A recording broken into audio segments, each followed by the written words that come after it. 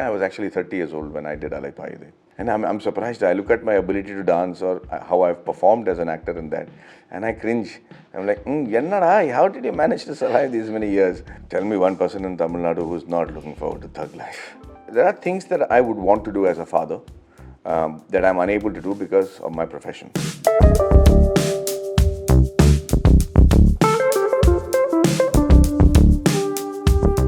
Since your first debut film, Tamil film, Alaipayuthe came, April, I still remember April 2000 quite vividly. I watched the film in Lido Theatre in Bangalore. I was there at that point of time. I also remember, tripping on the songs. A side first had Kadal Sadugudu till, B side, the last song was September Madhavan. My God, yeah. So what are your biggest memories from Alaipayuthe 25 years later? I look at it and, and see what I have. I keep questioning myself of what I had done to deserve a break like that. Most people spend a lifetime trying to put a project like that together for their own children or for people, that they care for. I'm a complete outsider.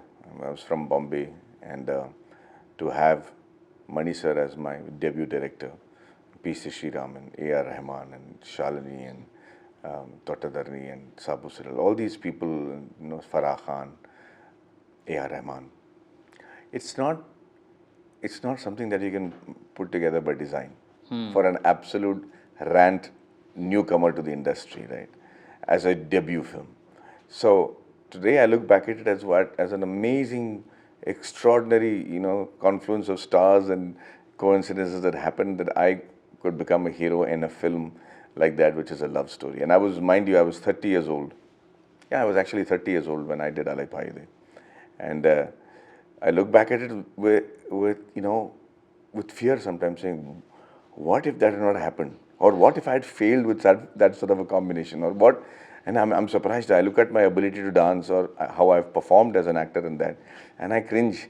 I'm like, Yennada, how did you manage to survive these many years?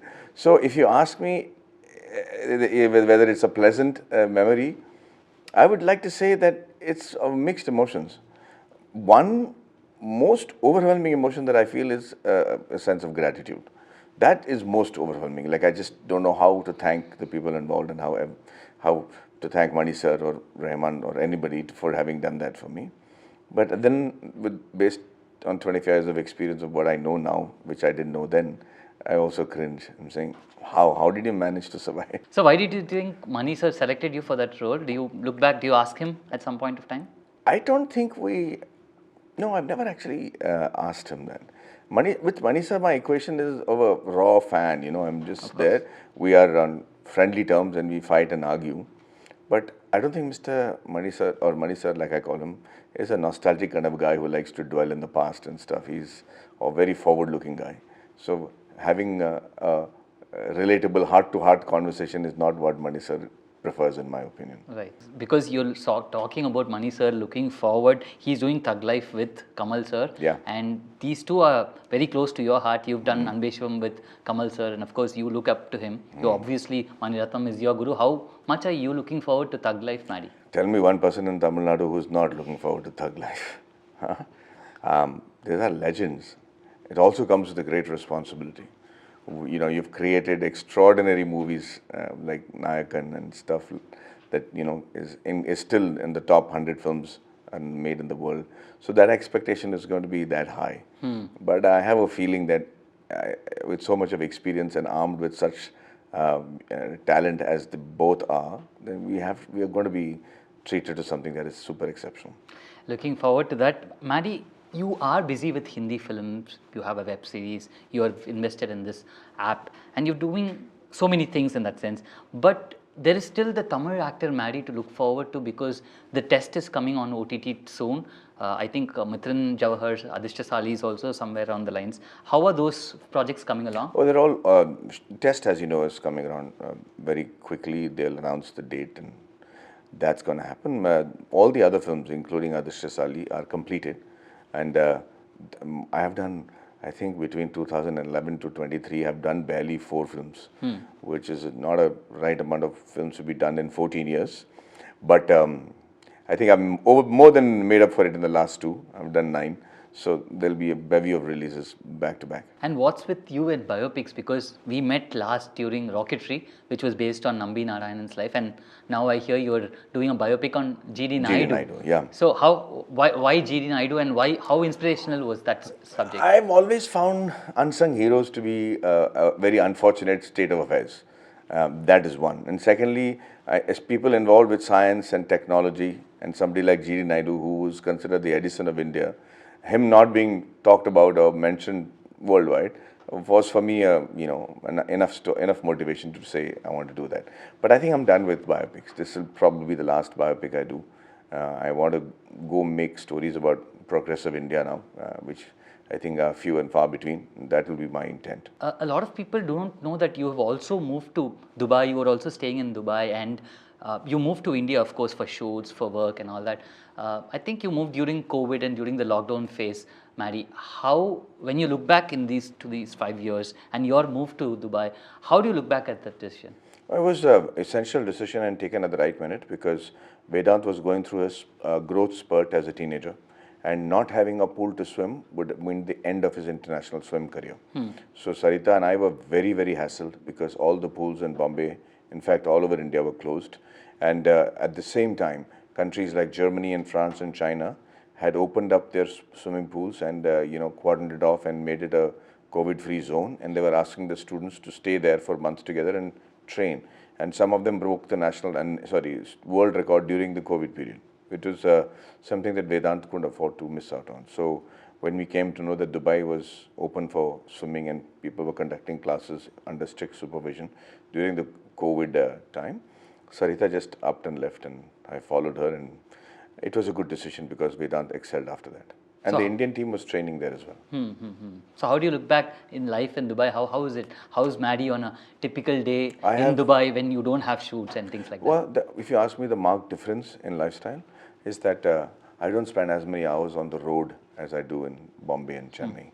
My amount of activities that I can indulge in, including research and in terms of spending quality time with like golf or motorcycling or yachting or flying planes or doing the research and things that I can do, I get a lot more time to do it over there. Right. Yeah. Right, you spoke about young champions, Mary, and one of the young champions we keep seeing on our social media feeds these days is Vedaant Madhavan, and who's obviously doing really well in swimming. We're so happy to see him do well. Mary, how would you rate yourself as a parent? I think about 6 on 10. Why is that? Yeah. There are things that I would want to do as a father that I'm unable to do because of my profession. And my wife is much more a hands-on parent than I am. I do the philosophical and guidance part of telling Vedant what has to be done. But at the same time, both of us are also very nervous because he's attained recognition to an extent that may be disproportional to his achievement till date, and at much younger age. So I'm not worried about whether he'll make it bigger or not. I'm more worried about whether he has the smartness to understand that this recognition will soon fade, and one has to take that as a passing phase and earn all the other accolades that he has in mind, and then make his own name. Moving on, I read somewhere that you pick up a new skill every year, and I think you want to try something new almost every year. I also read that you have a driver's license and you have a boat in Dubai and all that. How easy was it to get the driver's license, Maddie? Well, thank you for doing the research, man. Very sweet of you. So it's called a captain's license. It's academic, so it takes about 10, 12 days of online studies, and then you give exams.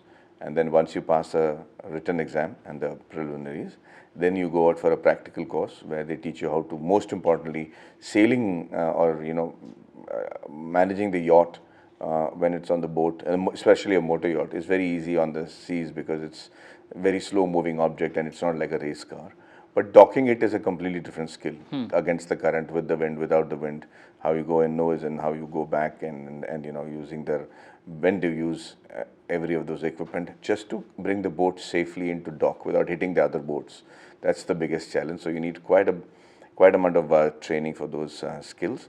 But then I managed to get it, and I'm really happy and proud. But I think acquiring a new skill, or more important than that, acquiring a new experience every year of your life, and getting a deeper insight into what it does is very important for people my age and older, because you don't want the mind to get sedated and follow a pattern. And the moment you do that, then the body starts unwinding and saying, okay, you finished your purpose on earth, let's go home. So what's the skill in 2025 that Maddie is picking? I want to do paragliding. I want to see if I can pick that up and see if I'm fit enough to do that. And I just want to end with this. I heard somewhere that Maddie is planning to open a filter coffee chain in Dubai.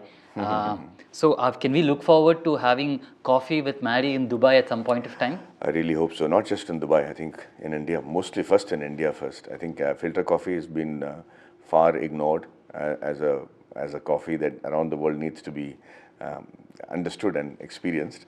And so I'm doing my very best to make sure that filter coffee becomes a thing around the world. Right, all the best for that. And I hope your 2025 turns out to be very successful, Maddie. Thank you for this interaction, Maddie. Thank you, Ramanujam. Very sweet of you. Thank you. Thank you.